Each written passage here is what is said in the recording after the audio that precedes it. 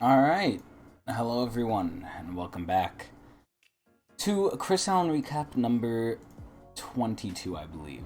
So, this one, as you can maybe guess from the picture on screen right now, has to do with the newest champion in League, Akshan, or Akshan, or Aki, however the fuck people call him. I've seen a lot of people calling him different things. So, we're gonna go over him and how I feel about his release, how I think he is, and what Riot thinks he is, because I believe there's a big discrepancy there. So, initial thoughts: I've played him a lot. I've first timed him in ranked, both in mid and both in AD. Both roles I've played him in quite a lot. Then I took him into Ultimate Spellbook, tried him out there, and I've gotten pretty consistent with him. I've actually done pretty decent with him. There's some games where I got really fed, and there's some games where I've fed a lot. Now, there's one thing I'll say before I get into the bad stuff, because there's a lot of bad stuff with him. He's fun. If you're doing good on him, the funnest part of his kit, in my opinion, is the grappling hook.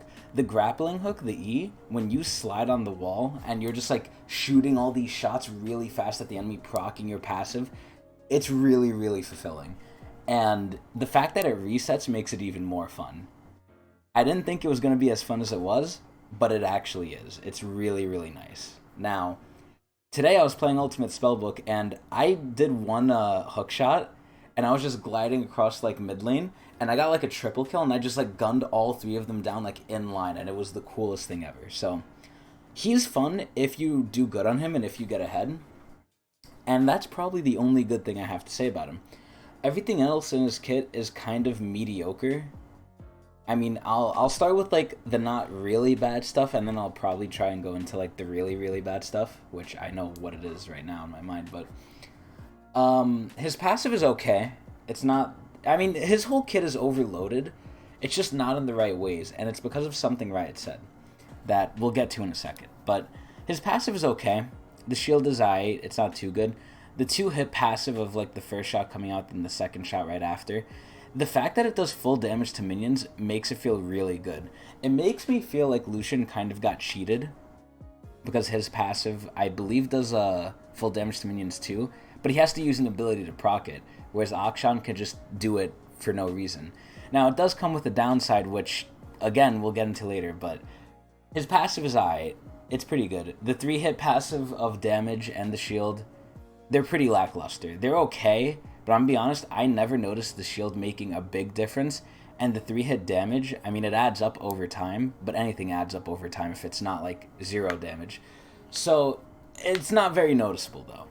So, that's his passive. His Q is wiener damage, and it's really hard to hit unless you're, like, really straight up on them. And he's very low range, I'll say that right now. He's very low range, which is not that good. But, or unless you're hitting the wave. His Q is lackluster. His W is probably one of the better parts of his kit, because you can basically always use it perma-stealth, and you get move speed towards someone who killed your teammate. So there's no reason not to use it. His E, like I said, is probably the funnest part of his kit. I thought it was super weak with the damage that it had, but you fire shots off so fast.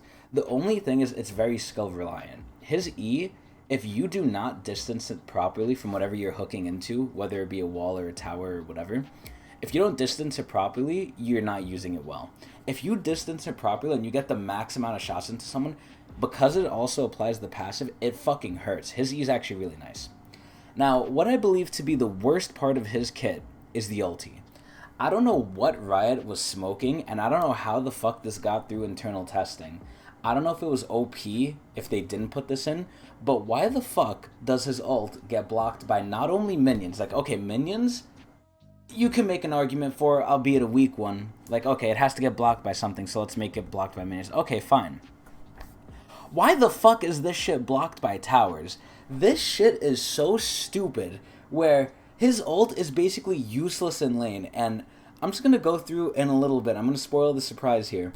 I'm gonna go through Riot's insights on Akshan and what they think of him, and what the reality is, and you're gonna see how, in my opinion, vastly different I think it is. But anyway, His ult is the worst part of his fucking kit. If anything, he's super weak right now, by the way. If anything, the greatest, I think, buff they could give to him is actually get his ulti to go through minions and towers. It can be blocked by other people, fine, but let it go through minions and towers.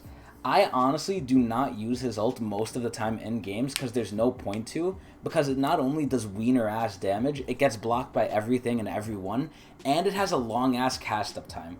Look at Caitlyn's ult. Caitlyn's ult does a lot of damage. It's pretty decently low cooldown, and it goes through minions and towers, and there's not that long of a wind up time. Akshan's, you have to wind it up for a hot minute.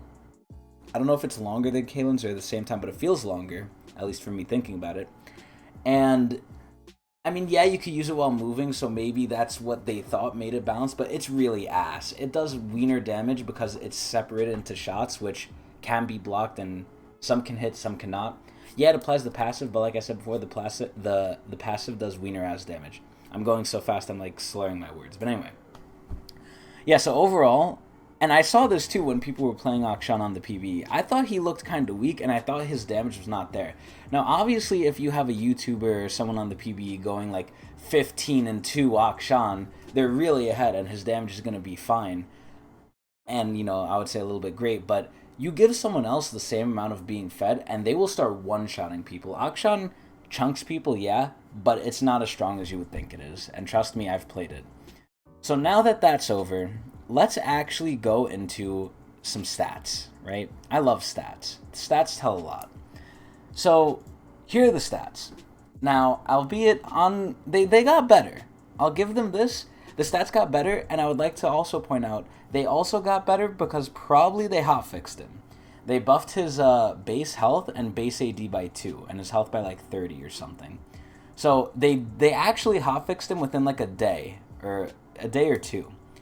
Did the hotfix matter? I mean, maybe his percentages went up. I don't know if that's people actually figuring him out and learning him or because of the stat boost, but I don't think the hotfix really mattered that much. So, first of all, the first thing, actually we'll get into that later. Just look at his win rates here, right? AD, the role he's not really supposed to go, but I go him there anyway because I don't give a shit. 34%. Super low. Any champion below 40% win rate actually just sucks ass, right? It really just fucking sucks ass. Now let me show you something. To put it in perspective, right? Let's see. Let's see bot lane, right? Win rate. 50s, 50s, 40s, 40s. Okay. Once you go to the low end of the 40s, you're kind of seeing Senna, but like nothing below 47. Anything, in my opinion, like 45 and below is just hot garbage and needs to be like fixed or reworked or omega buffed or something, because that thing is trash. And then we have Akshan. The thing is that really bugs me is this is a new release, and there's a lot of problems I have with Akshan, which I'll slowly get into, but the first of which is it's a new release. This champion's supposed to be fun and overpowered. Yeah, you know, people will complain, oh, right, releasing overpowered champion, this champion's broken, this, that. You know, all the YouTubers and their cool thumbnails and titles. But it's the exact opposite for Akshan. Even though there's videos out there that say he's OP, literal god. I saw a thumbnail that said he's a literal god. Is this a literal god to you? Now, you know, some of you, well, no one, because no one watches this shit, but theoretically, some of you might be saying, oh, but you're only looking at AD. He's not supposed to go AD. You're right. Let's look at his mid lane. Not much better. 35%. Not much better at all. And let's look at the mid win rates, right? What's the lowest we can go before Akshan?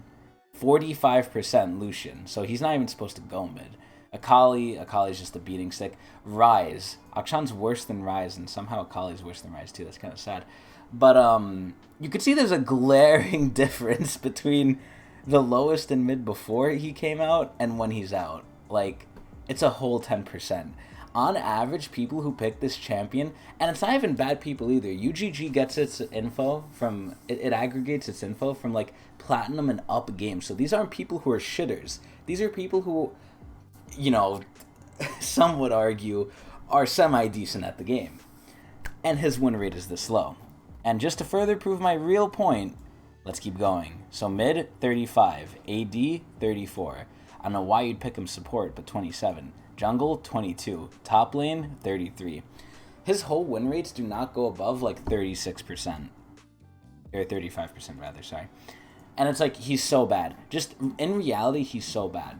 Now, let's see what Riot has to say about him, and I'll tell you more of his problems as we go through it. I'm going to be countering well, not all, but most of the Riot's points that I think are wrong. So, quick gameplay thoughts. What do they think of Akshan? So, he's a mid lane marksman assassin. A marksman assassin. Marksman anything, historically, has not been good. Kindred, ass. Senna, we just saw it. It's ass. It's the lowest win rate. Akshan, ass. When they put marksman in anything else, it's tending to be ass, just historically, and, you know, as we've seen. I really hate that the role I love, marksman, is so shitty, but you know what? It is what it is. So anyway, he's built to play aggressive early on in the game by roaming. So not by actually, you know, brawling someone. His whole thing is he can't really brawl. He has to roam and basically scoop up the kills that you couldn't get. And skirmishing. I could understand the skirmishing because of the shield, but it can't be too big of a skirmish because the shield isn't that big. So here are his strengths. Strategic flanking and target access due to stealth and mobility from grappling hook. I agree with that. Long range kill pressure with ultimate. This is completely wrong. I don't know, where did this come from? You almost will never kill someone with your ulti unless they're in the middle of the jungle somewhere. There's no jungle camp nearby. You have vision of them. And this says long range, so you're not even close to them. You have vision of them in the jungle. They're alone and they're low because the ult does not do that much damage. So, and this is assuming they can't go somewhere really quickly while you're charging it up and just hide behind the gromp or something. So this is completely fucking wrong in my opinion. I barely use the ultimate. I would like to say I've played over 10, maybe 15 games of him. I have gotten maybe 3 kills with the ulti, if even that much. I don't even think it's that much, right? So this is just wrong. Unique utility by reviving slain allies. Absolutely agree. I played a game with Hunter where I think I revived him like 8 or 9 times because he just kept inting and I kept killing the enemy because I was the only one fed on the team. And I mean, it was good because then he could like go for dragon and die again, and then I just res him again and he keep going for like objectives. So I'll agree with that part. It is unique, but this comes with a major downside according to Riot. Because he has the res, they took away a lot of stuff from him, which I don't agree with. So, he's highly self-sufficient due to built-in shield and ability to choose engagements. I would agree on the ability to choose engagements. If you don't want to fight, there's not much the enemy could do. You can E away if you know how to E properly, and then go invisible, and they really can't follow you unless they spent everything. And they're mobile. So that's cool. I agree with that. But I don't think he's highly self-sufficient. This counteracts what they said here.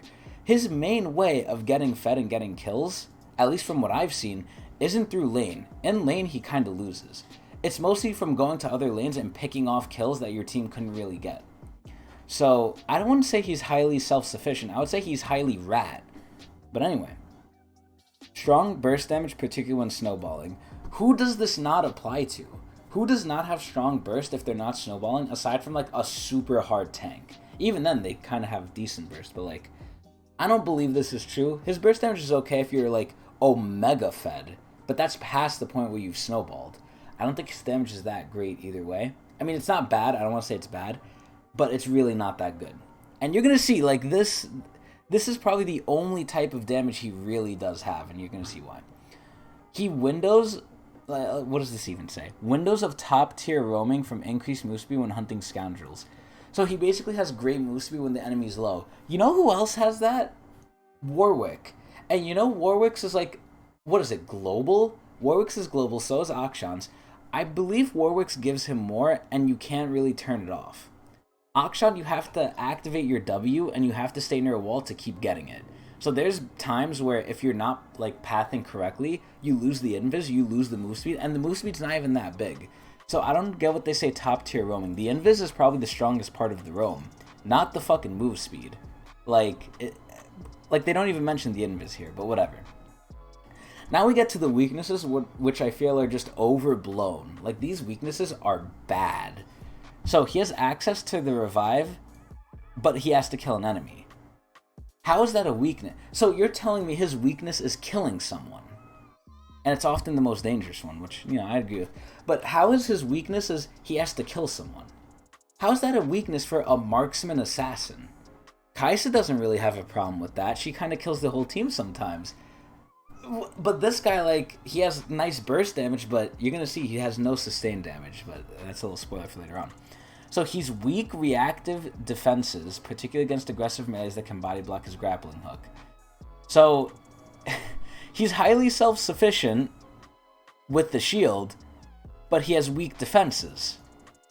I guess because his shield is ass? I don't know. Here's the part that really tickles me silly. Worst in marksman class sustained DPS. So after his quote-unquote high burst, strong burst damage right up here, he has the worst sustained DPS of any marksman. Great. He has the worst attack range of any marksman right next to Lucian. Even better. So not only is his damage past like the initial like second or two ass, he has to basically be right up on you to do it. Because his Q does wiener damage, and you can't do it from that far anyway unless you do it through something, aka the wave. His damage falls off significantly with game time. So a marksman assassin who does not scale well, and who has the worst DPS sustained, what the fuck? Extremely unreliable damage in team fights. So again, aside from the strong burst damage that apparently is only early, you basically suck unless you get snowballed. And even then, I've gotten snowballed in games and I felt like I've done nothing except kill squishies. And only if they're alone. If they're not alone, I just get fucked. Because I have to E in to get them or surprise them with the W, and then I just get fucked either way. I don't believe anything of what they're saying. No crowd control and very low value to the team one behind. Yeah, because you're not going to be killing anything anyway, so you're not going to get your res, which you can only realistically get if it's one person getting fed. I gave this example to Elijah, and Elijah kind of caught what I was saying, which his res is kind of ass. I mean, it can't be too OP, which is good, but it's also kind of ass for how much they took away to give it to him. Let's say the enemy team has 4 separate people kill 4 of your people. If you kill one person on the enemy team, you res one of your guys, you can't res anyone else. So, the res is kind of wiener in that scenario. It is a pretty niche scenario, but it is pretty wiener. Now, you're here to ask, do you have any idea exactly how powerful the revive is? Of course they don't. They think the revive is so good that they had to take all this shit away from him, right? Now, another thing that I don't know why they don't mention here, but I believe it was on the Reddit, which I'm not going to pull up right now, is he has the worst attack speed scaling, I think, of anyone in the game. Although that might not be true. I know they said his attack speed scaling is worse than Rel's, and Rel's is pretty fucking bad. And I don't know if this is because of his attack speed scaling, but when I played him, he felt really bad to play at first, because initially, when you auto things, every other AD you auto things on, the auto is instant. You click and instantly something comes out. On Akshan, I don't know, again, if this is because of the attack speed, once you auto something, he waits like a half a second, and then the auto comes out. Like, the closest thing I could say it's related to is Callista. When you auto on Callista, and your attack moving, you do the jump, right? And there's like a little pause in between. But it's worse for Akshan. I don't know what it is, but it makes him feel disgustingly bad to play if you're an AD main like I am and you're used to autos actually coming out when you click. You have to click, and then you wait half a second, and then the auto comes out. It's so awkward. It feels so weird. I'm kind of used to it now, but it feels like he's just really slow, and there's just nothing good about him. I feel like his whole thing is ass. This character, for the most part, I think he has the res because of lore-wise. Maybe they wanted to add in the res because they didn't have it yet. But I think it's mostly because of his lore. I think Akshan was added in more for lore, not for gameplay needs. They needed someone to fight Viego and be like the superhero, like antithesis to him, which is Akshan. Viego like reses people and makes them slaves. Akshan reses them and gives them like freedom or something. Who the fuck knows? But I really hate that like they're not going to take away his res because of lore-wise reasons. And it's the exact thing that Riot is using to basically justify his like crippling. Worst attack speed, worse sustained damage, worse range, no late game damage, unreliable. Like, he is so bad. And I wouldn't really care, obviously, if it wasn't an AD. But because it's an AD, I kind of care, and it's new. Riot, in my opinion, and Riot Games does this pretty well with, or not Riot Games, excuse me, Hi-Rez Games does this pretty well with Smite. Their champions, or their gods, I should say, on release are most of the time fucking busted. I believe the point of a game is to have fun and be a little wacky. Like, yeah, they have to balance for pro play and stuff, but either way, they sometimes don't even, like, let the new champions in pro play if it's that even close to Worlds and stuff. So, excuse me. So, either way, they released this champion, and I feel his release was a total fucking flop. This is almost as bad as Seraphine. I think Seraphine was a pretty bad release, too. I think she fucking sucked ass. Now she's in a better spot, for sure. But Akshan sucks fucking ass. Despite what you see with Tyler 1 doing great on him, I watched most of the fights. Most of the fights, it did not matter what he did because his team was doing pretty well. Obviously, there were some moments where he caught some people out, and if Akshan's fed, he can catch people out. But it was so bad. Like, I did not see a big effect that Akshan had on the game. But I'm just going to leave it there before I ramble on too long. Akshan is basically fucking ass. So let's go back to this picture right here with Akshan. Even though, actually, let me put this on.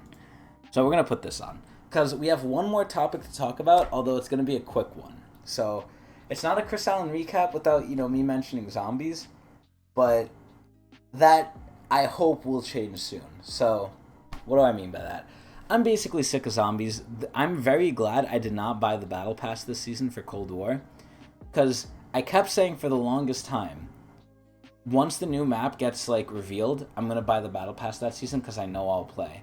But I actually thought to myself, you know what? Let me not be stupid. Let me wait, because there's literally no difference in waiting aside from 10% XP and not even to your Battle Pass, just to season level, which no one cares about.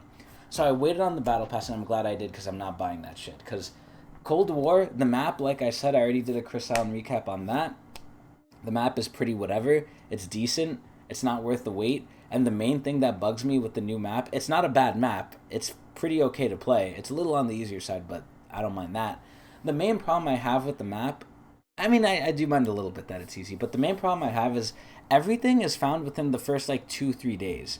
The map's life cycle in Cold War is so short that it just drives all the enthusiasm out of me of even playing it. It's like, we waited how long for this map to come out, and it came out, and, everything was found within, the Easter egg was fucking solved within, 2 hours, and everything else was found within, 2 days. And I don't know if I just grew out of zombies, if I just have, a bad taste in my mouth from Cold War and how it, treated us. But in general, I'm just pretty much not really into zombies that much anymore. I mean, when new content comes out for Cold War, I'll probably play it. Maybe I'll talk about it, what I think about it, but for now, I expect, the zombie saga to be done.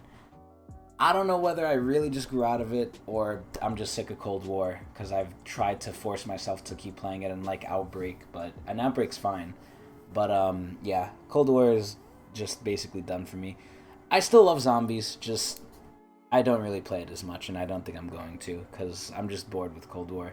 Maybe if the zombies was harder, or maybe if more of my friends played it, because maybe that's also a factor, I might enjoy it more, but yeah, I'm basically saying this to just say, I'm pretty much, tapped out with zombies. Might play it from here and there, but don't expect me to really talk about it anymore. I might do reaction videos and stuff for views, but that's probably going to be the extent of it. But anyway, I hope you enjoyed my opinions about Akshan and my opinions about me leaving and not really caring about Cold War zombies anymore.